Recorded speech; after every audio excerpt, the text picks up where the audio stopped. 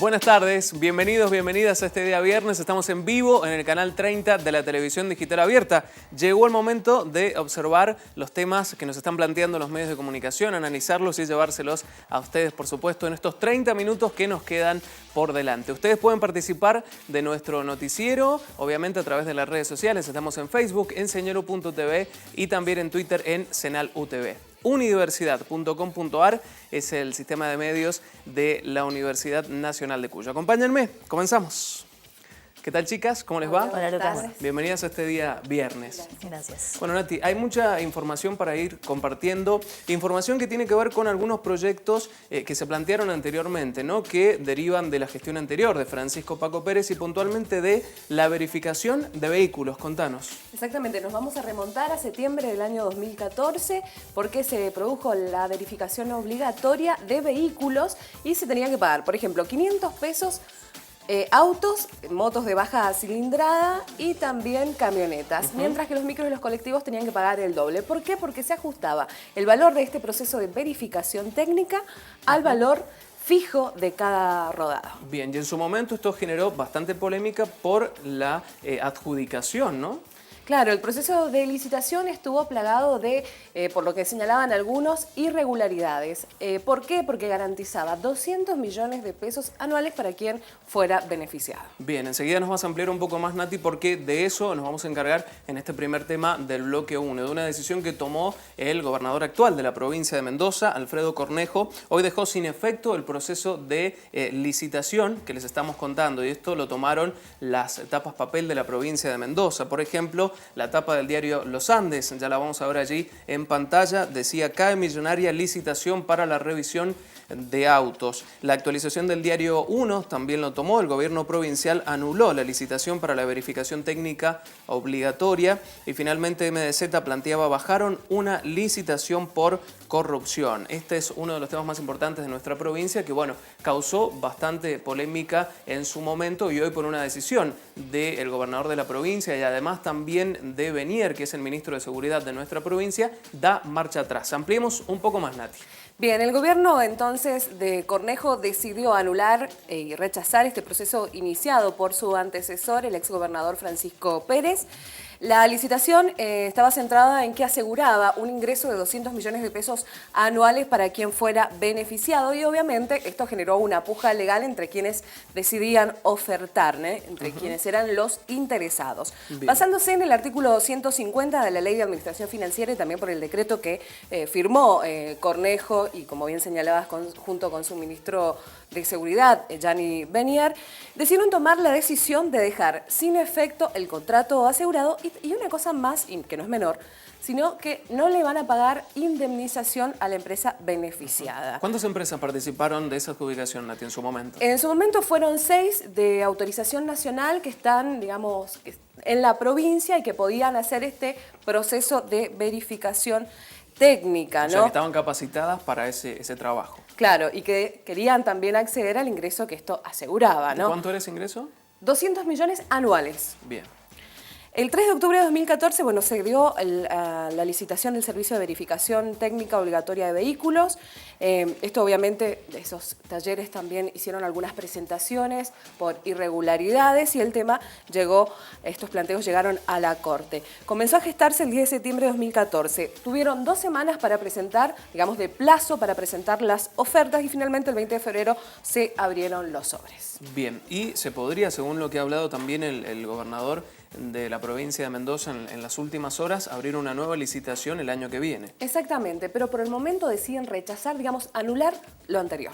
Vamos a ir a las redes sociales a ver si este tema tuvo repercusión. Sí, sobre todo empezó con los periodistas que daban a conocer esta noticia. En este caso, Mariano Bustos, a través de su Twitter, periodista de MDZ, decía: dieron de baja una licitación millonaria por claros indicios de corrupción. Fue en el Ministerio de Seguridad, ¿sí? Poniendo el foco quizás en esto de la corrupción, de las cosas raras que quizás se vieron en esa licitación.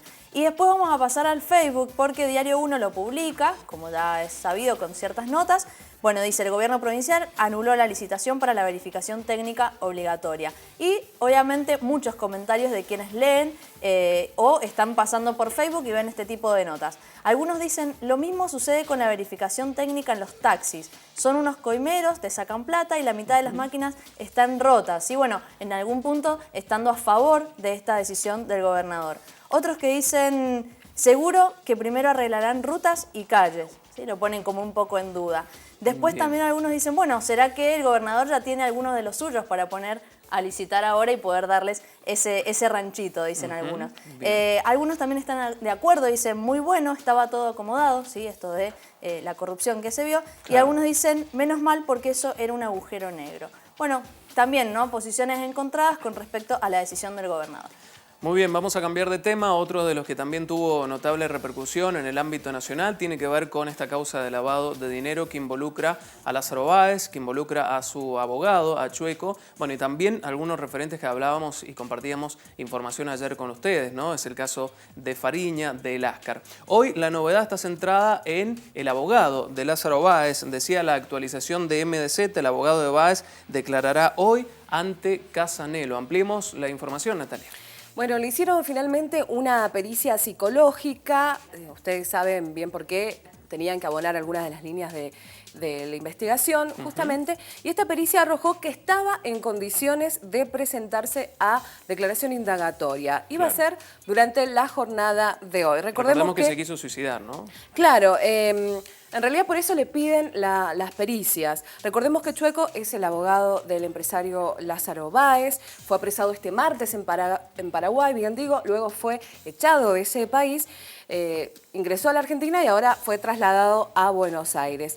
Este viernes tendrá la declaración indagatoria, tuvo este pedido de pericia psicológica tras haber intentado suicidarse en 2 ocasiones. Algunos hablan de un intento de arrojarse de un 7º piso y otros hablan también de una ingesta de alcohol y pastillas, lo cual había, bueno, lo que dicen las líneas de investigación, que había intentado suicidarse antes de ser detenido, razón por la cual piden las pericias, pero ya las pericias también tuvieron su resultado y dicen que puede declarar.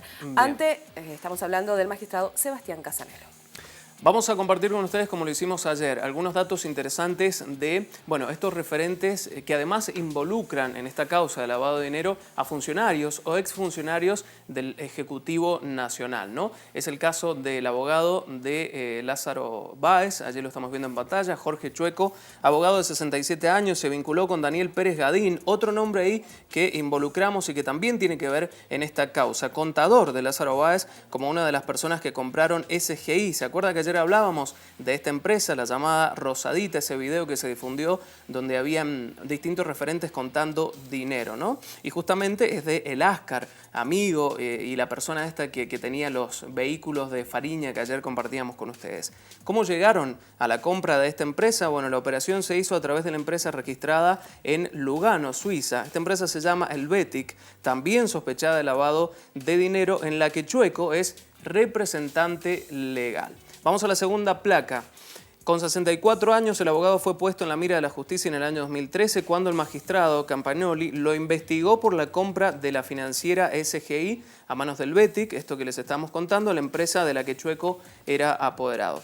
Por aquellos días, Federico Láscar, sospechosamente, ¿no?, socio y amigo de Fariña, como les contábamos ayer, denunció que se había tenido que desprender de esta empresa tras sufrir algún tipo de extorsión. Aquella primera pesquisa que justamente indicaba el magistrado Campagnoli desemboca en un juicio o en un jury de enjuiciamiento contra este juez y toma la continuidad del caso el juez federal Sebastián Casanelo, también muy conocido, involucrado también en distintas causas con funcionarios a nivel nacional. Y recordemos que en los últimos días Casanelo ordenó la detención de Báez y la imputación sobre la expresidenta Cristina Fernández de Kirchner. Bueno, hay toda una larga trayectoria detrás de cada uno de estos referentes y empresarios que se involucran de alguna manera con funcionarios públicos. Vamos a ir a las redes sociales. Fernanda. Bueno, por supuesto que tuvo mucha repercusión lo de Chueco, sobre todo también se está poniendo en foco la repercusión mediática que está teniendo este caso. algunos empezaban también a poner en duda esto de, que contaba recién Nati, de las pericias psicológicas, de quizás decir si Chueco, como dicen en las redes sociales, está loco. Algunos dicen, Chueco hasta hace poco tiempo era el arquitecto de las sociedades offshore de la banda y ahora se quiere declarar loco. Ja, ja, ja, se ríe alguien. Esta mañana, obviamente, el despliegue cuando se llevaban las fuerzas de seguridad a Chueco a declarar, era transmitido en vivo por varios canales nacionales. Algunos dicen, Chueco por la vida, derechito a declarar, y comparte la foto justamente de TN y vemos ahí cómo Chueco está entre gendarmes sí que lo están acompañando, justamente del grupo Alacrán. Algunos también empiezan a encontrar diferencias entre cómo lo llevaban a Fariña a declarar y cómo lo llevaban a Chueco. Entonces dicen, a Fariña lo llevaban con un blanco pintado en el pecho y a Chueco blindado. Esto que decíamos de él, la repercusión mediática. Dice, el Cirque du Soleil es un poroto al lado del circo político mediático que le están dando a Chueco y el grupo Alacrán llevándolo a Comodoro Pi. Y finalmente en todo esto se mete Cristina Fernández de Kirchner, algunos la recuerdan y dicen, ponen dos fotos de ella, ¿sí? Si se arrepiente Chueco, y vemos una cara de ella haciendo un gesto de tristeza, si no se arrepiente Chueco y como estamos acostumbrados, verla bailando. Esas son las repercusiones con respecto a Chueco que tiene que declarar. Algunas de las noticias que han tomado notable repercusión en los medios de comunicación a nivel nacional se las estamos contando. Queda mucha más información todavía por tratar, pero hacemos un pequeño corte, ya venimos.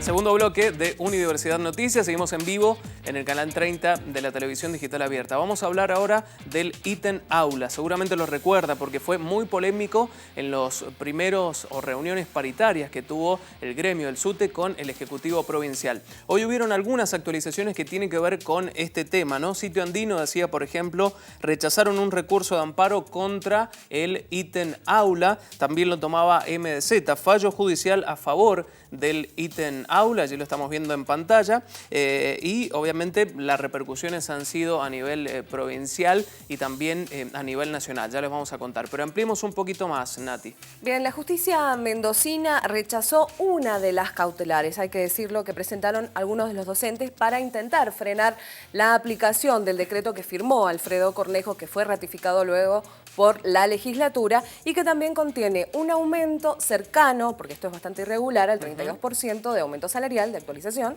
y también lo que es la aplicación de este ítem polémico, el ítem aula. Bien. La jueza del octavo juzgado, María Eugenia Guzmán, así se llama esta jueza, rechazó este amparo contra el ítem aula presentado por la docente Mónica Illañez, ¿sí? Lo que supone que el decreto que firmó Cornejo continúa vigente, pero hay otros pedidos de amparo y también lo que continúa el planteo es el planteo de inconstitucionalidad. Eso es lo que dijo el SUTE. Exactamente, esto continúa ante la Corte Suprema. Bien, ¿ya han planteado que van a tomar una medida respecto a esta decisión? No. Los están discutiendo, más allá de que se van a adherir algunas medidas para el 1 de mayo, allí frente a la legislatura provincial. Bien, repercusión de esta noticia en las redes sociales, se las contamos. Bueno, sobre todo lo que llamó la atención esta mañana fue que el propio Ministerio de Gobierno y el Ministerio de Trabajo de Mendoza empezó a tuitear, ¿sí?, dando esta noticia, en la que dice, la justicia rechazó hoy una cautelar contra el aumento docente que dio Difusión Cornejo, que en este caso es el tuit personal del gobernador. Y continúa el tuit y dice, la medida fue rechazada a un grupo de docentes que impugnaban el ítem aula. Y entre paréntesis dice, cambios de funciones. Y utiliza una etiqueta que tiene que ver con justamente el ministro de Educación, que es Dalmiro Garay. Llamó la atención que desde el mismo ministerio se publicara esto. Obviamente que las repercusiones también estuvieron con respecto a lo que ya veníamos viendo con respecto al ítem aula y como vamos a ver más tarde, las tendencias se meten porque tiene que ver el SUTE en todo esto. Muy bien, vamos a seguir hablando de educación, del gremio, o distintos gremios que tienen que ver con el ámbito de la educación y de algunas decisiones que ha tomado el Ejecutivo Provincial en las últimas horas prácticamente, ¿no? Decía la tapa del diario Los Andes, lo pone en un costadito de su portada y tapa papel, decía enojo en la Dirección General de Escuelas por fotos del SUTE con niños, ya les vamos a contar de qué se trata. Diario Vox también lo tomaba, el SUTE recorre escuelas escuelas y la Dirección General de Escuelas prohibió que hablen con alumnos, y también lo tomaba el portal de la Universidad Nacional de Cuyo, Unidiversidad. Crece la tensión entre la Dirección General de Escuelas y el SUTE por el ingreso del gremio a las escuelas. Estamos hablando, Nati, que puntualmente hay una prohibición a los sindicatos para que ingresen a los establecimientos educativos. Exactamente, por eso crece la tensión. Ayer habló la subsecretaria de Planeamiento de Educación de la Dirección General de Escuelas, también fue exfuncionaria de otras gestiones, estamos hablando de Emma Cugnetti. Habló sobre estas fotos que señalaban las notas, que es la única foto que se ha difundido, tomada de la página del SUTE, que muestra a representantes del SUTE frente a los niños. Recordemos que la Dirección General de Escuelas, había prohibido la entrada de referentes gremiales. Cuando se dio cuenta que había incurrido en persecución, dieron marcha atrás y hablaron puntualmente sobre el hecho de estas fotos. La Dirección General de Escuelas recordó en realidad que había enviado un memorándum a los distintos directivos de los colegios recordándoles la norma de prohibición de ingresos de extraños, así dice, a los establecimientos. Cugnetti ayer en conferencia de prensa se refirió también al artículo 22 de la ley 26.061, que dice que compete a los niños y a las niñas, y dicen que hay que cuidar su dignidad, reputación e imagen, justamente haciendo referencia a estas fotos que fueron obtenidas durante el caravanazo que lleva el gremio de los docentes a los distintos colegios de los distintos puntos de la provincia, reclamando por el ítem aula y también por la reapertura de paritarias. ¿Y desde el SUTE qué plantearon? Mateluna, concretamente del SUTE, dijo que las autoridades están construyendo una hipótesis sin certezas, ¿sí? Están difundiendo esta foto, pero en realidad no pueden probar, no tienen pruebas certeras de que lo que se esté diciendo es bajar línea, ¿sí? Frente a los alumnos. También acusaron que Jaime Correas, el director general de escuelas, hace lo mismo, digo. Exactamente, ellos dijeron, cuando se implementa una política educativa, ¿no es bajar línea? Creo que eso resume un poco lo que es la posición del SUTE. Bien, Jaime Correas, el director general de escuelas, habló en la mañana respecto a esta medida y esto decía. Ahora tomaron este paso ya que fue tomarlos a los chicos para utilizarlo en su lucha gremial. Insisto, creo... También se los ha utilizado para campañas políticas a los niños. Mire, si lo han utilizado para campaña política, voy a ser el primero en denunciar que eso es una atrocidad. Insisto, acabo de contar una anécdota que cuando a mí, chicos de escuelas, me preguntaron por el tema del paro, les dije, ese es un tema de mayores, los mayores estamos en falta si un docente no les viene a dar clases a ustedes porque hay un conflicto. Y ese conflicto lo tenemos que arreglar nosotros. Y voy a seguir trabajando por tener la mejor relación con los gremios y poder dialogar con ellos. Y en conjunto todos deberíamos trabajar por el bien de los pibes. Y creo que ellos hoy no lo están haciendo y lo han demostrado utilizando a los pibes para su prédica gremial. Es como si yo mañana fuera y diera clases públicas en favor del ítem aula y contra el gremio en las escuelas. Es una barbaridad.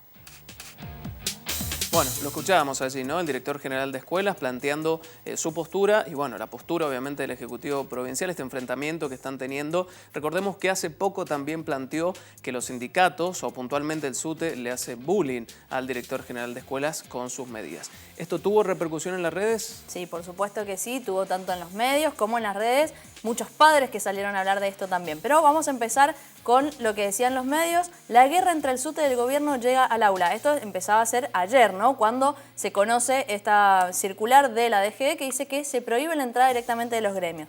Después, como recién explicaba Nati, hay una rectificación y esto lo toma Alejandra Rubio, que es una gremialista del SUTE, y dice: la Dirección General de Escuelas se rectifica, el SUTE puede entrar a las escuelas, pero no hablar con los niños. Esta mañana, Cugnetti, sí, de la Dirección General de Escuelas, dijo en entrevista con Radio Mitre, dice: la DGE tiene los mecanismos para actuar en esos casos. ¿A qué se refiere? A los casos en que se tenga que sumariar a directoras que permitan actos del SUTE, ¿sí? Bastante fuerte. Continuamos y pasamos a la vereda de enfrente, que tiene que ver con este caso un dirigente del SUTE que decía también en una entrevista radial: las clases son sobre derechos del trabajador. Explicamos cuáles son los derechos justamente del trabajador. Y también dice: hablan de los sindicalistas de manera despectiva y somos docentes, ¿sí? Esa es la palabra que toman justamente los gremialistas. Un punto interesante a tener en cuenta, ¿no? Exacto. Y pasamos a lo que decíamos, ¿no? Muchos padres o algunas personas que estuvieron muy en desacuerdo con esta entrada del SUTE a las aulas. Dicen, indignación por lo que hace el SUTE, a los niños se les debe preservar y dejar afuera de toda discusión política. ¿Sí? Algo que se puede llegar a discutir, ¿no? Y ahí vemos fotos de algunos carteles que se vieron en las escuelas. Y también continuamos con las opiniones. Si esto no es caer bajo, parece que el SUTE ha perdido el rumbo si alguna vez lo tuvo, ¿sí? Algunos muy fuertes con respecto a esta actitud que ha tomado el SUTE en las escuelas. Bien. Vamos a seguir hablando de acuerdos paritarios, algunos que se han logrado y muy positivos, como el acuerdo y el número al que llegó el paro de el gremio de la bancaria, ¿no? Pero se lo vamos a contar enseguida en el próximo bloque. Ya venimos.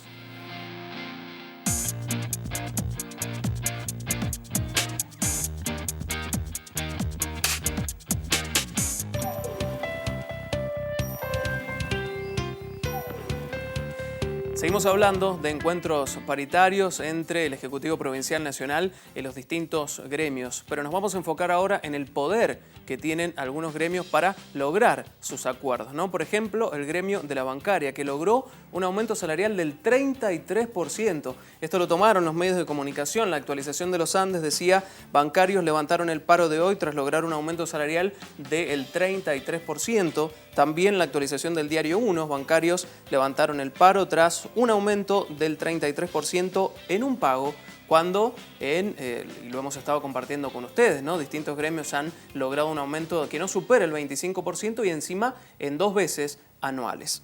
Y finalmente Unidiversidad también lo toma, levantan el paro bancario con un impresionante acuerdo del 33%.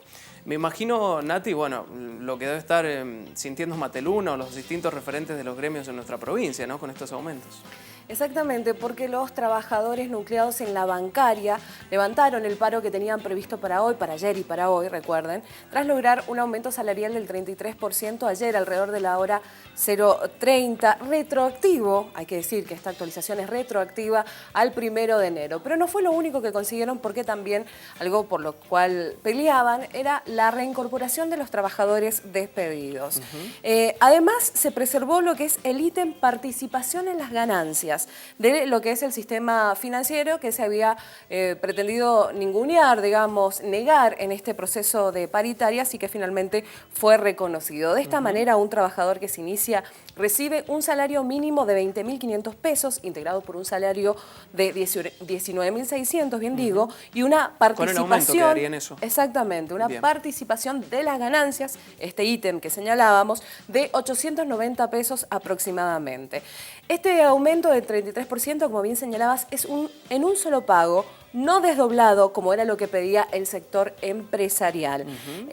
Además, se logró reincorporar a los trabajadores despedidos del Banco Central y recordemos que este conflicto llevaba aproximadamente 3 meses y unos 66 días de acampe frente a lo que es el Banco Central allí en Buenos Aires. Bueno, sin duda el poder del gremio es muy importante, además tiene proyección nacional, que es otra de las cosas que también tiene peso, ¿no? Además de tener un peso nacional, digamos que la actividad bancaria también puede obstaculizar otras actividades, como marcábamos en esta semana también, lo que era el impacto en el turismo, en los comercios y también en la gente que necesita percibir sus saberes a través de estas entidades. Bien.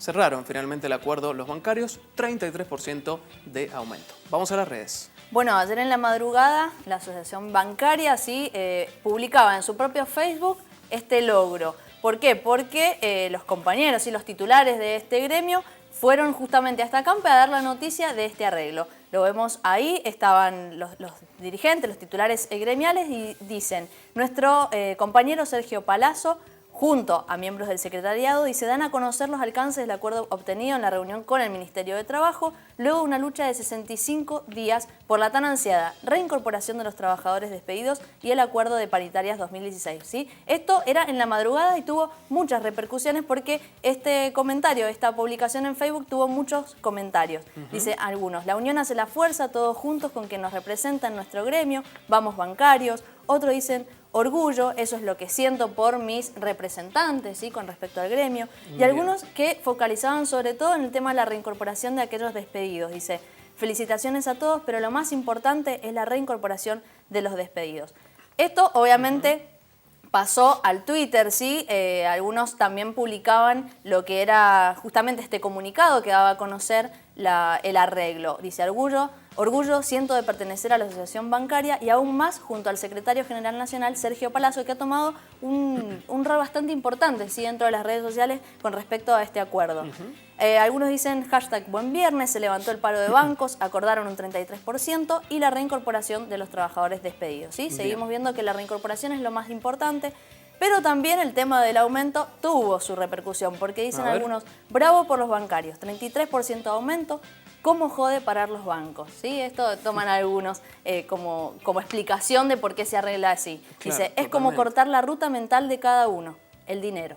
¿Sí? Y finalmente algunos dicen bancos abiertos, 33% de aumento retroactivo al primer mes del año. Dice, ¿algún banco me puede tomar para alguna tarea, por favor? Bueno, es lo que preguntan varios con respecto a esto.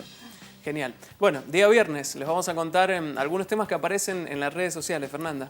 Bueno, creo que lo más importante del día hoy en redes es el Día de la Tierra, ¿sí? Es un día muy importante que se utiliza sobre todo para empezar a concientizar con respecto al cuidado del lugar en el que vivimos, ¿sí? Nuestro hogar. Algunos se lo toman con humor, como por ejemplo Diario 1, que dice buen viernes para todos, un poco de humor para aplacar la posible llegada del Sonda. ¿Y qué publica? Dice, si festejas el Día de la Tierra, no te quejes del Sonda, ¿sí? Porque hay un pronóstico de Sonda para el día de hoy, hay que decirlo. Exactamente, sí. ¿Qué pasa? También en el día de hoy se van a firmar un acuerdo en la ONU por justamente el cambio climático. Entonces algunos dicen récord, 171 países firmarán el Acuerdo de París sobre el cambio climático. ¿Sí? Recordemos que hoy se va a firmar ese acuerdo y son muchos países los que van a firmar. Pero también algunos dicen, con una firma no basta, necesitamos medidas reales para frenar el cambio climático. Eso también es real, ¿no? Algunos se lo toman un poco más en chiste y dicen, en este Día de la Tierra les mando a todos un mensaje, dejen de contaminar, y no sé si hace falta leer la palabra abajo, ¿sí? Meryl Streep en uno de los memes. Seguimos con las preguntas, ¿sí? Esto es decir, ahora te toca a ti, ¿seguir contaminando o cuidar tu planeta? ¿Sí? Un tatetí en el que se ve cuál es el movimiento que vamos a hacer, ¿sí? Lo pongo a consideración. Algunos dicen, la verdad es como la Tierra, solo podemos poseer un poco de ella, y vemos ahí a la Tierra hablando con Freud, si se quiere, y dice, no sé cómo explicarlo, me siento un poco inseguro. Psicoanalizándose la Tierra. Exactamente. Y finalmente también algo que es para pensar, dice, ¿nos acordamos de la Tierra una vez al año? Con razón. Bueno, abierta no la discusión con respecto a esto y recordar que vivimos en la Tierra, ese es nuestro hogar. Muy bien. Tendencias para este día viernes. Bueno, lo que veníamos hablando, Día de la Tierra va a continuar todo el día. SUTE, ¿sí? Por los dos temas que ya vimos. ¿Sí? Tanto la discusión con la DGE y la justicia que rechaza la cautelar con respecto al ítem aula. Hashtag River, porque ayer River ganó 4-3 frente a Trujillanos, un partido que parecía fácil, pero que se le terminó complicando, pero finalmente River pasó a octavos de final. Trujillanos. Bien. Sí, exactamente. Dinero acá, ¿sí? Tiene que ver con esto que estamos viendo todos los días, las declaraciones de algunos implicados con respecto a estas causas de lavado de dinero. Y para todos, que ahora sí ya llegó, no como ayer, hashtag buen viernes. Claro, usted ayer quería que llegara el viernes. Bueno, exacto. Finalmente llegó. Chicos, nos despedimos. Gracias, Fernanda. Gracias, Natalia. Que tengan un excelente fin de semana. Ustedes también se los deseamos. Recuerden que hay posibilidades de que baje el viento Sonda esta tarde en el llano mendocino, así que atentos a los medios de comunicación porque puede ser que se suspendan las clases en horarios de tarde. Recuerden también a las 21 la edición central de Unidiversidad Noticias y nosotros nos vamos a reencontrar a las 13 este próximo lunes. Que tengan un excelente fin de semana. Será hasta entonces.